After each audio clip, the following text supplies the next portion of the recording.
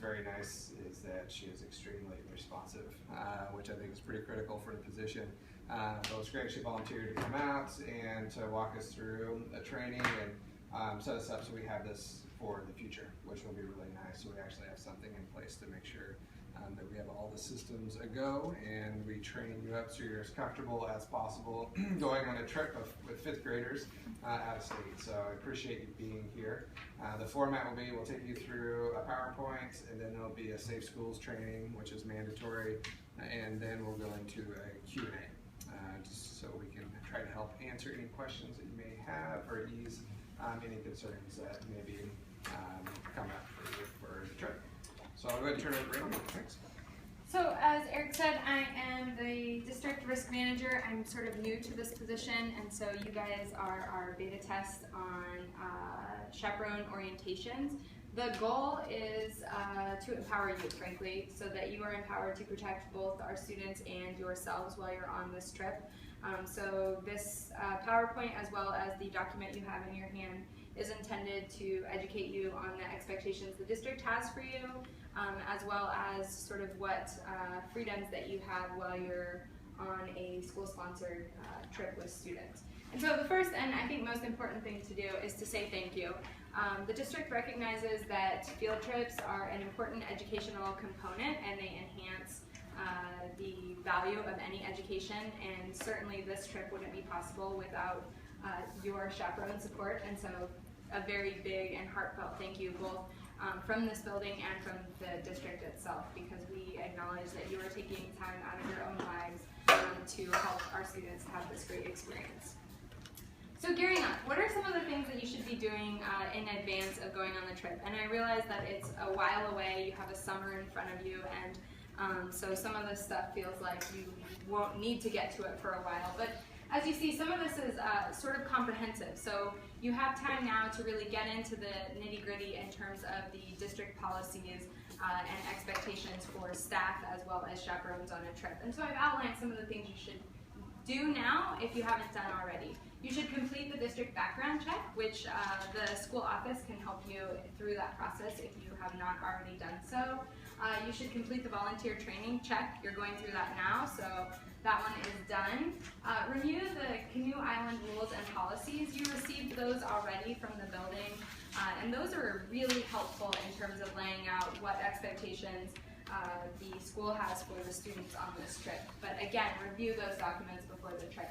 Review the camp behavior policy. What do you do when a student acts out? It's not, as you can imagine, the same as you might do with your student or child when they're at home with you. And so it's really important that you have those almost memorized, because sometimes in the heat of a moment, we want to go to what we know. And that isn't always appropriate for students that are not ours legally. So please go and review the camp, the behavior policy. Review the school rules and policies. Students should know this, but we're all human. All school rules and district policies do apply when you're on a camp field trip. And so it's important for you to know what those rules are so that you can help hold our students to those standards. In many cases, they know what they are, but in the interest of exploring and an exploratory education, they may like to see how many of those rules you know. So it's important that you are aware of them as they're testing you. Review the 4J Code of Conduct. All of this information, with the exception of the Canoe Island rules and policies and the behavior policy, is available on the district website. If you need any help accessing that information, you can contact me or Eric, and we can help you to pull that information down. But it is all readily available. Prohibitions. So I thought I should say that it would go without saying that you can't drink and you can't bring a weapon on a school-sponsored trip as a chaperone. However, it doesn't go without saying, because it happens. You should not and you must not drink while you are on a school-sponsored trip. We often get the question, but it's at night and the students are asleep and I just need my glass of Pinot and that is my routine. And unfortunately, when you're on a school-sponsored trip, we can't permit you to engage in your nightly ritual of a Pinot, because in the event there's an emergency while after the children have gone to sleep, if you are intoxicated in any way, shape, or form, that creates a liability issue which neither you or the district want to get into. Please do not, under any circumstances, give prescription medications or non-prescription medications to students while on these trips. It happens fairly frequently that very good-hearted chaperones want to give an Advil or a Tylenol or you name it to a student when on a trip. We cannot, as a school district, give out medications, prescription or otherwise, to students who are not under your legal authority. So please do not do that. If you have a child who does need medical attention or maybe needs an Advil or a Tylenol, please contact the 4J chaperone in charge, and that chaperone will review that individual's medical history and medical documentation and determine whether or not that's appropriate. But please don't put yourself or your students in that position. No weapons. No smoking, and I think the new one again, I'm sort of surprised at all of these, frankly, but the new one is the social media issue. We, for school-sponsored trips, are under FERPA guidelines, and FERPA requires that we protect some student information. And more than that, we just have parents who don't really want us to be posting social media pictures of their children without their consent. And so while you will be certainly exposed to wonderful photo opportunities, please don't post them to social media unless they're of your own child. It just puts all of us in a position that we don't want to be in. Any questions on that? I think that some of these prohibitions can be tricky and surprising. Go ahead. So last year's group had an opt-in Facebook, and so if they chose, then they could see pictures. Is that appropriate, or since families who did not opt in and their kids are in the photos, is that if there will be a child in a photo posted to social media and that parent has not granted permission, that photo should not be posted to social media. Even if it's private. I'm sorry? Private. Even if it's private. Yep, because nothing, as we all know on the internet, is private. So we should not be doing that. Any other questions? Good. Okay. Managing student behavior. So this is where I think the orientation can be most helpful to you. Certainly, there will be students who act out. Hopefully, there's only one or two of them, and it's not a big deal. I'm sure that will be the case. You have angel children in this school, and they follow all rules and policies. So I may just be speaking into a warm room at this point. But in case someone does act out or you need some kind of student management behavior, please under no circumstances put your hands on a student. The school is bound by very strict guidelines when it comes to restraint and seclusion is the term that we use with this issue. And so unless a student is showing that they are going to cause imminent harm to themselves or others, you under no circumstances should be restraining them with any part of your body. This can be difficult in impassioned situations when a kid over and over and over again isn't listening to you. The best example I have for this is, you can be out at a restaurant, and the rule is when you're out at a restaurant, the students are supposed to be walking in. Student A runs in and knocks something over off of the table, and maybe the chaperone tells them, go back to the front, and now you need to walk to the front. They run back to the front of the restaurant, and they run back to where you're standing. Now as an adult, this can become frustrating, and we sometimes want to engage in a power struggle with students, and I am advising you, number one, don't engage in a power struggle with students when you're on a school-sponsored trip as a chaperone, and number two, do not, under any circumstances, try to stop that student from running by putting your arm out. That gets you and the district into a whole lot of hot water that none of us want to be in, and I'm certain that your good-natured efforts would not be reflected by whatever outcome would come with that. So I think that's number one. Now, number two is, as I mentioned, it's your responsibility to know both the school district policies on student behavior and responsibilities, as well as the Canoe Island policies and procedures around student behavior. So you have a lot of time to study that, and you have a lot of time to think over some questions that you may have about scenarios that may come up. And now is the time between now and the fall to ask those questions. But you must abide by the district policies, and the students are bound by the same codes of conduct. So that's the other piece there. Let's see. let me just make sure I've covered everything here. Oh, this is an important one. So when students go on a school-sponsored trip, their parents are signing on a dotted line to a very specific itinerary, which you've all seen at this point. It was in your packet of materials. It can happen on occasion that you get to a location and the weather's really bad, and so now we have to have a change of plans. Unless those change of plans have been approved in advance by the parents, you shouldn't engage them in a new activity. They certainly should not be going out on their own. If they find separate excursion opportunities, I think with this age group you have less of that concern. I think when we get to our middle and high school students that becomes more of a concern. But if it's not a part of the itinerary and parents haven't signed off on it, we are no longer within a school-sponsored activity. We have stepped out to a non-school sponsored activity. Okay. Any questions on any of that information? No? Okay. Chaperone expectations. We expect you, as I hope you could now repeat back to me if I asked, to comply with all district rules and guidelines. We also expect you to follow the chaperone in charge directives. And so that would fit into the district guidelines, board policies, and procedures as well. We ask you to just generally act respectfully and courteously. Obviously, you all already do that, otherwise you would not be volunteering your very precious time to go on a field trip. But just remember when those students who aren't your own are, really on your last nerve and you wish you had 6 or 8 more hours of sleep in your soft bed at home, that you want to act, as you normally would, respectfully. Keep cell phone and other electronic use to a minimum during times of supervision. I think this is a no-brainer. If you're in your phone checking email or whatever else you may be doing, then you're not able to adequately supervise our students, which creates problems for all of us. And kids know when they're not being watched, and so they will again test you on your knowledge of the code of conduct when you're not watching them. Excessive displays of physical affection between chaperones is strongly discouraged. It's discouraged largely because it's confusing to have to explain to kids on a trip.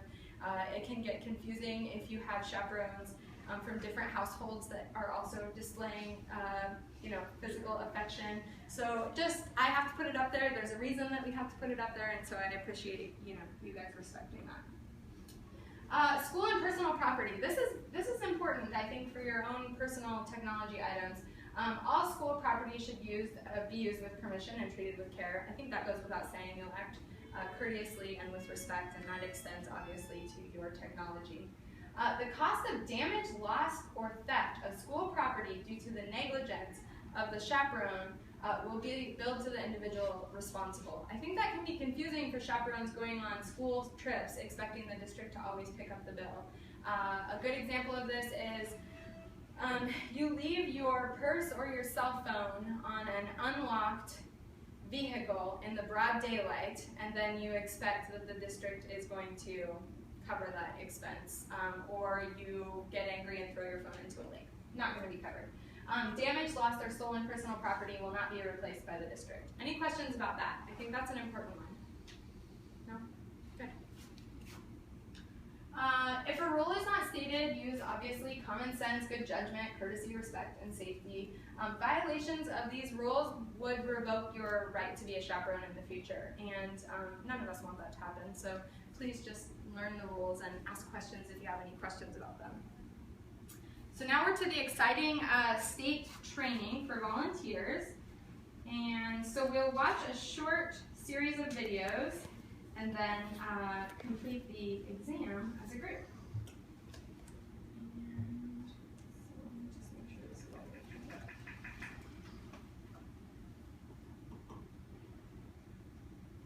Is designed to provide school volunteers with an overview of important safety and compliance information. It summarizes key Oregon and federal laws with which you need to be familiar. Once you are finished with the course's tutorial, simply complete the short quiz at the end. This training will briefly address a wide range of issues. However, the common thread is school safety, ensuring a safe and positive learning environment for students, as well as a positive work environment for school employees and volunteers. What do you need to know? The first thing to remember is this. If you ever have any questions about safety, school policies, or your responsibilities, please be sure to ask. Don't hesitate to ask your school supervisor, the school administrator, or a district administration staff member about any questions you may have. Always place safety first. Thanks for helping to keep a safe and secure learning environment for the staff and students of our district. So, if you're ready, let's begin. The first topic we will examine is child abuse and the obligations of adults to report suspected child abuse. Nationally, over 3 million children are reported as abused or neglected each year, and more than 1 million are confirmed as victims of child maltreatment. Child maltreatment includes physical abuse, neglect, sexual abuse, sexual exploitation, mental injury, threat of harm, and abuse of children with disabilities. Issues of abuse at home can affect children at school. Learning is very difficult for students who fear abuse. Oregon's child abuse reporting law describes the responsibilities of adults to report suspected child abuse as well as proper procedures for doing so. Reporting to local law enforcement meets the mandatory reporting requirements in the state of Oregon. School employees also have the option to report to a local office of the Department of Human Services instead of local law enforcement. Physical abuse is the intended, non-accidental physical injury or cruelty to a child. Reporting to a local child protection agency meets the obligation to report. Oregon state law requires mandatory reporters to notify the Department of Human Services or a local law enforcement agency. It is also important to notify district or school administration. Emotional abuse is a chronic act or omission that interferes with a child's psychological and social growth and development. Examples of emotional abuse include rejection, name-calling, making excessive demands, exposure to family violence, blaming, threatening severe punishment, shaming, and criticizing. Emotional abuse can hurt as much as physical abuse. Emotional abuse may occur alone, but it often overlaps with physical abuse. Child sexual abuse occurs when an adult or an older child forces sexual contact on a child under age 18. It includes touching, fondling, penetration, or other sexual acts. Abusers may use bribes, threats, physical force, or may take advantage of the child's lack of knowledge. Sexual abuse can be difficult to detect outside of a medical setting. Children do not easily disclose sexual abuse. When a child discloses that he or she has been abused, even though the information may be vague, it is usually true. Neglect is the chronic or repeated failure to provide children with the basic necessities of life: food, clothing, shelter, medical care, attention to physical hygiene, adequate supervision, and social and educational opportunities. More children suffer from neglect in the U.S. than from any other form of child maltreatment. Harm from neglect is not usually traceable to a single incident. It results from the accumulated effects of the many actions that did not occur for or on behalf of a child. If you suspect that a child is being abused, report your concerns and information about the child to DHS or local law enforcement. It is also important to report to the building administrator. He or she will investigate possible abuse and determine an appropriate course of action to ensure the child's safety. The report should include the following information, if known: child's name and address of child's parents, guardians, or caretakers, as well as the names of any siblings, the child's age or date of birth, nature and extent of the abuse, including evidence of prior abuse, location of the child, the explanation given for the abuse, and any other information the reporter believes might be helpful.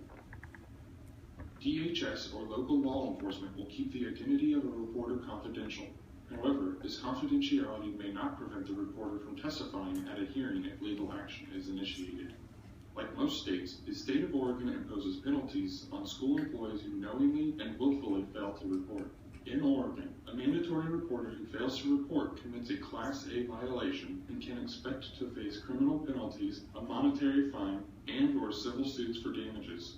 Our district holds volunteers to the same reporting requirements as employees. If a child discloses direct information to a volunteer, the volunteer should reassure the child that the volunteer cares, that the volunteer believes him or her, and that the abuse is not the child's fault. Let the child know that he or she has the right to be safe and do the right thing by telling, and tell the child that action will be taken to get him or her help. Oregon law requires school employees to report suspected child abuse immediately. Schools performing their own fact-finding process may discover additional information to help the student. However, timely reporting is still necessary to fulfill the law. A again, volunteers are held to the same reporting standards in our district.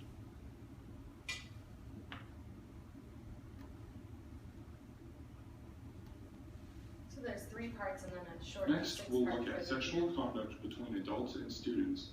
Oregon state law defines sexual conduct as any verbal or physical conduct by a school employee that is sexual in nature, is directed toward a kindergarten through grade 12 student, has the effect of unreasonably interfering with the student's educational performance, and creates an intimidating, hostile, or offensive educational environment. Authorities have learned through experience that students rarely fabricate claims of sexual exploitation. Under Oregon law, staff-to-student sexual conduct is not tolerated. All school staff members are mandatory reporters of sexual abuse of students. Volunteers should report any such suspected activity to school administration. Sexual exploitation typically follows the predictable pattern of abuse. The steps include selection, testing, grooming, sexual activity, and finally, abandonment. Vulnerability seems to be the primary criterion for the selection.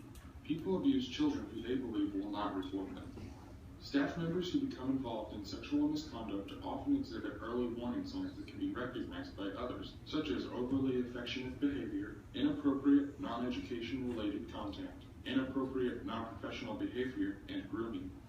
Grooming is the process by which an adult perpetrator gradually builds a sexual relationship with a student whom they have targeted. In addition to sexual conduct that may originate in a traditional classroom, you should also be aware of 2 particular non-traditional teaching situations during which exploitation may occur: sports and extracurricular programs. Students involved in extracurricular programs are generally reluctant to report sexual molestation. The student often views the molester as a friend or mentor and is reluctant to get him or her in trouble. Special education classrooms.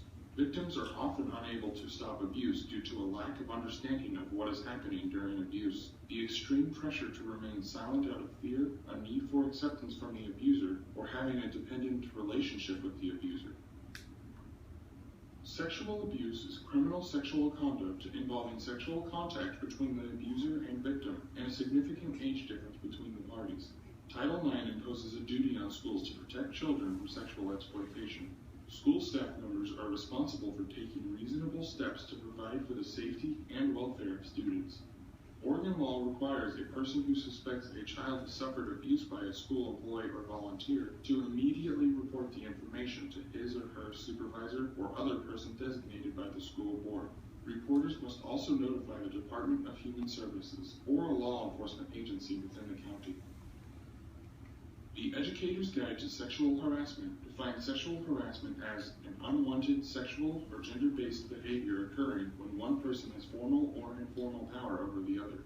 While sexual harassment behaviors are not new, they are now defined by recent legislation and court rulings as illegal and as a form of discrimination. Sexual harassment can be verbal, nonverbal, or physical. The following 3 key elements determine if a behavior can be considered sexual harassment. The behavior is unwanted or unwelcome. The behavior is sexual in nature or related to the gender of the person.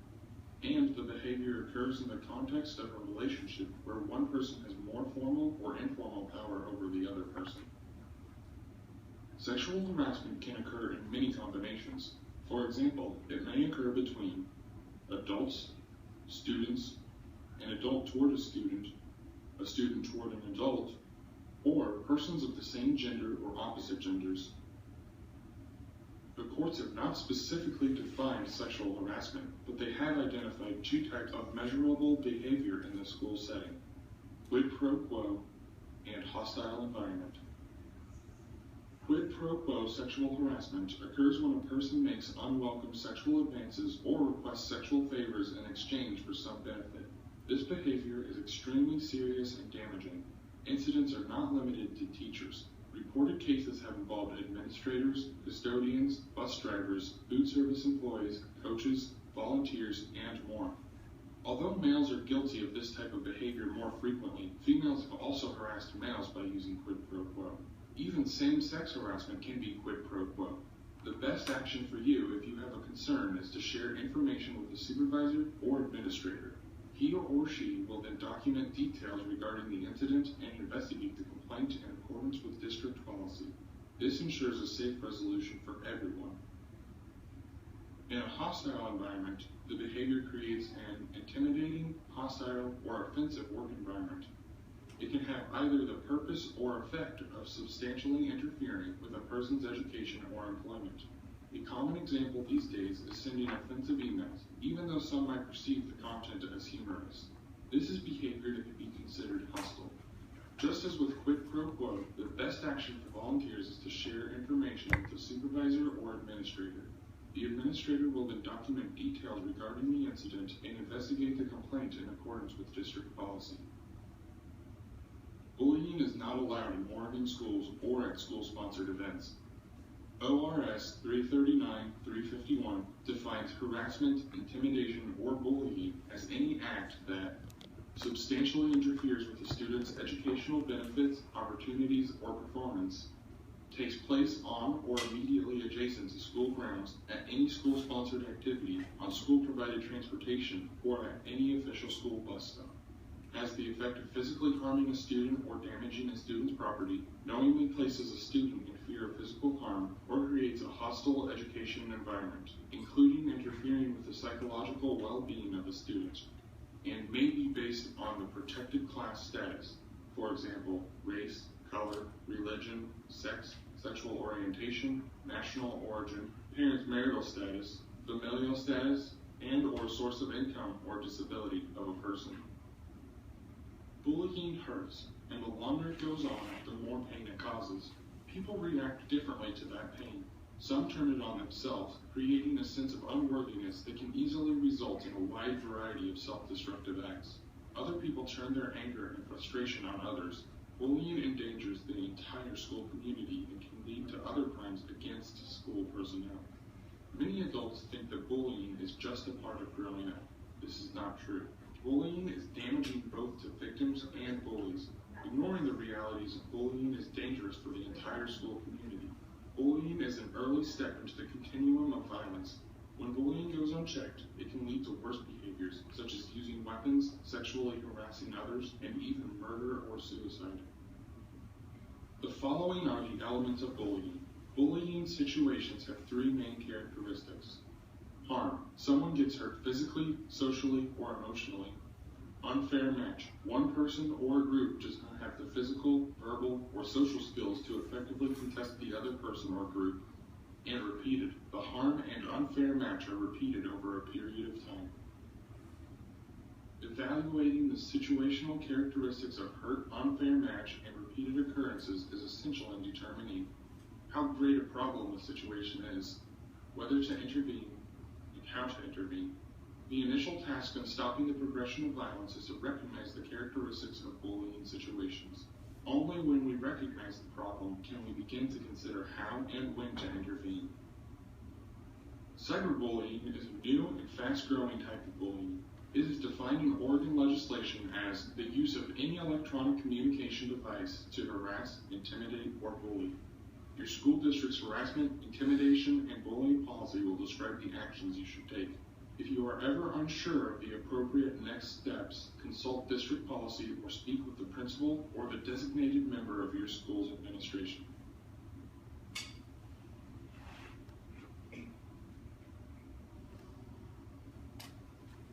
All school employees and volunteers are at some risk for exposure to bloodborne pathogens. Adults in a school environment are exposed to germs, viruses, and potentially infectious agents on a daily basis.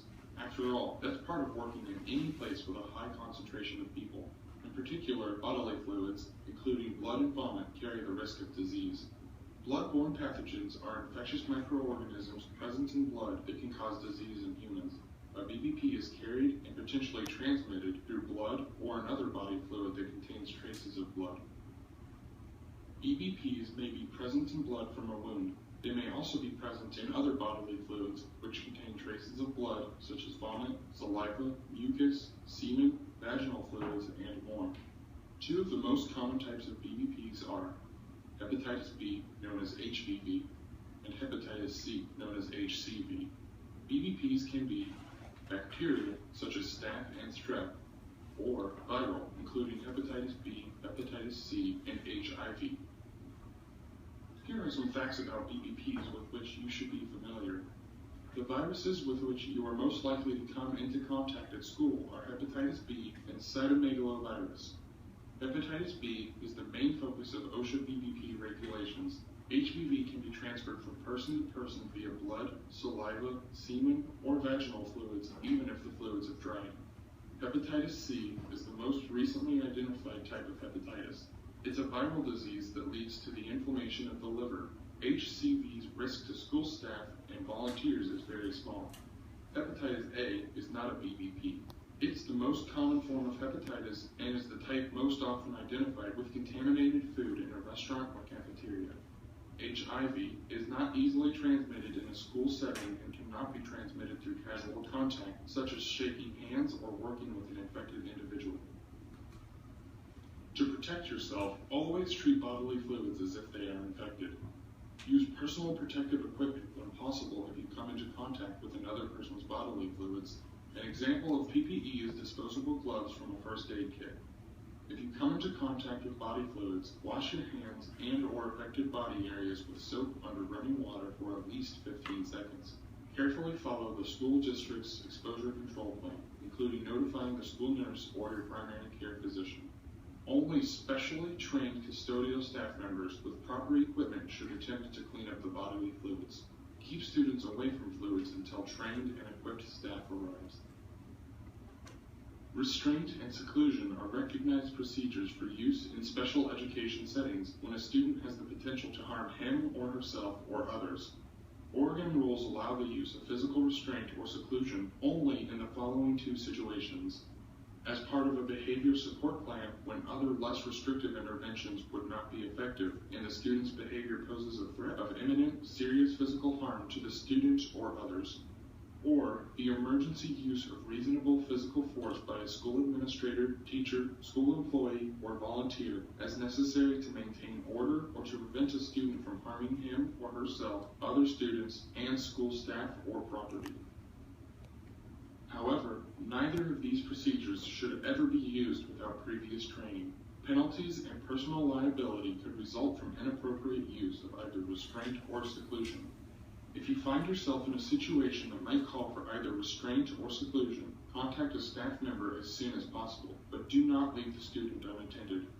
Whenever possible, give the student a warning that if he or she harms him or herself or someone else, he or she will be restrained.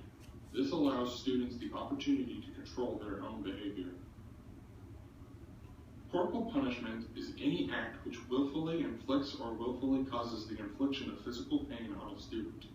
Corporal punishment does not include the emergency use of reasonable physical force as necessary to maintain order or to prevent a student from harming him or herself, other students, and school staff or property. Oregon has declared as a matter of public policy that corporal punishment in an educational setting is inappropriate and against state law. The growth of the internet has had a tremendous impact on education. The ability to instantly access materials has become an asset in the classroom. Educators have also been able to create homepages for their classrooms that allow the students and their parents access to information outside of normal class hours. Students may find out about homework assignments, and parents can obtain reports about the progress their child is making. Internet-based communication has also created the need for school staff and volunteers to be cautious in their communications with and about students. All communication with students should be as a group, not individually, and should be related to school activity only. School employees and volunteers should be judicious in the use of social networking sites. Students, their families, and the public are always to be treated with respect. Volunteers should never post photos of staff or students online. There should be no sharing of information concerning staff or students by volunteers. Adult volunteers should be cautious about becoming involved in social networking with minors who are not their own children. Your school district, school, and students are grateful for your contributions as a volunteer. In order to ensure the safest possible environment, as well as comply with Oregon law, this course offered an overview of safety issues with which volunteers must be familiar. The key point to remember is this: if you aren't sure about the answer to a question regarding any of these safety topics, ask a supervisor or school administrator. Thanks for all that you do for our students and our community. Okay, 6